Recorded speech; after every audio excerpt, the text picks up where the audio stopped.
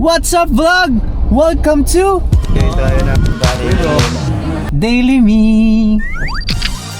Good morning everybody, good morning. So every time nagigising ako sa umaga, talagang nagkitake muna ako nitong gluten seed. Hindi na. So gagamit tayo ng shield kasi yung tofu tumatalsik eh. So ito na yung tofu guys, di naman halatang toasted siya, no?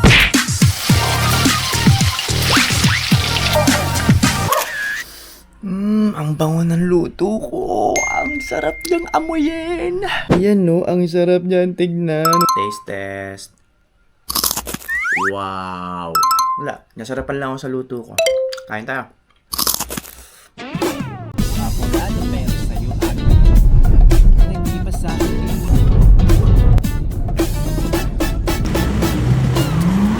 Okay, so nandito na naman tayo somewhere sa may Laguna. At alam nyo ba, na tuwing pupunta ako dito sa Laguna, meron akong binibilang churros dito eh. Sasarapan ako sa churros dito eh. Dito na tayo sa may churros. Bibili na naman tayo ng churros. Kuya, isang 8 pieces. Tapos yung dips pa natin, sir.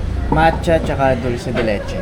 So, dito ko na lang kakainin sa kotse. Ewan ko, basta trip na trip ko tong churros dito sa Laguna. Kung alam nyo to, puntahan nyo na lang. So, meron akong dalawang dip. Isang matcha, tsaka isang dulce de leche ba yun? Uy, bakit naman ganito?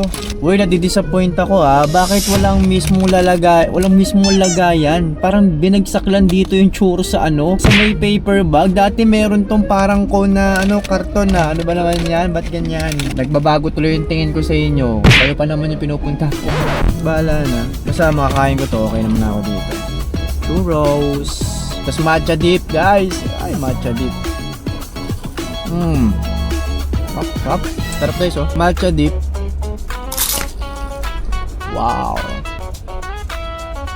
So, kung matikman to kasi parang hindi ko pa natitikman. Pero pag inamoy ko siya, parang caramel lang eh.